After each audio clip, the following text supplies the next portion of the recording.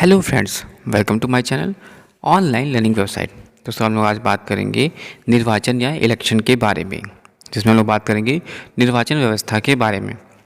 संविधान के भाग 15 में अनुच्छेद 324 से 329 तक हमारे देश के निर्वाचन से संबंधित निम्न उपबंधों का उल्लेख है।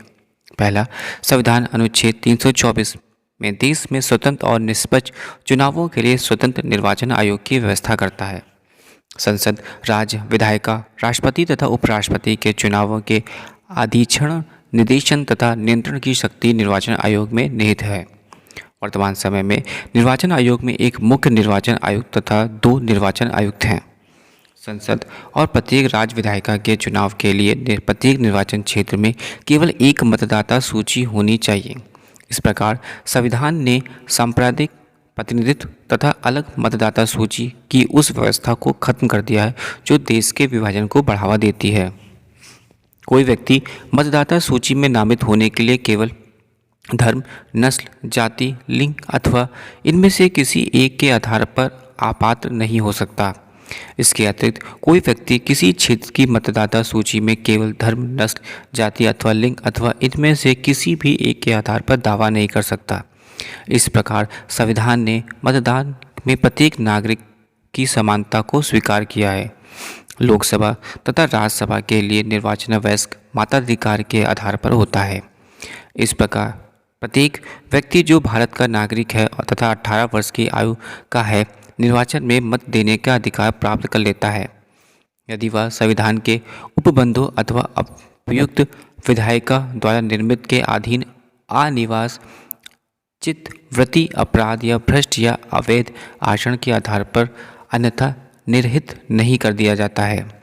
संसद उन सभी व्यवस्थाओं का उपबंध कर सकती है जो संसद तथा राज्य विधायकों के निर्वाचन मतदाता की सूची की तैयारियों, निर्वाचन क्षेत्रों के परिसीमन तथा सभी मामलों जो संवैधानिक व्यवस्थाओं की सुरक्षा के लिए आवश्यक है। राज्य विधायिका भी स्वयं के निर्वाचन से संबंधित सभी मामलों में मतदाता सूची की तैयारियों के संबंध में तथा संबंधित संवैधानिक व्यवस्थाओं की सुरक्षा के लिए आवश्यक सभी मामलों का उपबंध बना सकती है, परंतु वे केवल उन्हीं मामलों में उपबंध बना सकते हैं जो संसद के कार्यक्षेत्र में नहीं आते हैं। दूसरे शब्दों में, वे केवल संसदीय विधि के अनुरूपक हो सकते हैं और उस पर अभिभावी नहीं हो सकते हैं। संविधान घोषणा करता है कि निर्वाचन क्षेत्रों के परिसीमन अथवा इन निर्वाचन क्षेत्रों के आवंटित स्थानों से संबंधित विधियों पर न्यायालय में प्रश्न नहीं उठाया जा सकता। परिणामस्वरूप परिसीमन आयोग द्वारा पारित आदेश अंतिम होते हैं तथा उन्हें किसी भी न्यायालय में चुनौती नहीं दी जा सकती। संविधान के अनुसार संसद तथा अथवा राज्य विधायिका के निर्वाचन पर प्रश्न चिन्ह नहीं लगाया जा सकता। केवल एक निर्वाचन याचिका के जो ऐसे प्राधिकारों के समक्ष ऐसे तरीकों से प्रस्तुत की जाए जिसका उपबंध उपयुक्त विधायिका ने किया हो। 1966 में 1966 से चुनावी याचिका पर सुनवाई अकेले उच्च न्यायालय करता है, किंतु अपील का अधिकार क्षेत्र केवल उच्चतम न्यायालय में है। अनुच्छेद 323 यानी 323 खा उपयुक्त विधायिका संसद अथवा विधायिका का निर्वाचन विवादों के निर्णय के लिए अधिकारक गठन की शक्ति प्रदान करता है।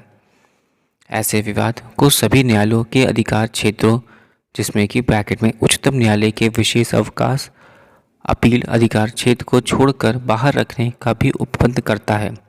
अभी तक ऐसे किसी अधिकरण का गठन नहीं किया गया है। यहाँ तक जानना आवश्यक है कि चंद्र कुमार मामले यानी 1997 में उच्चतम न्यायालय ने निर्णय दिया है कि यह उपबंध असंवैधानिक है। यदि किसी समय ऐसा कोई अधिकरण गठित किया जाता है तो इसके निर्णय के विरुद्ध उच्च न्यायालय में अपील की जा सकती है। Thanks for watching and sharing.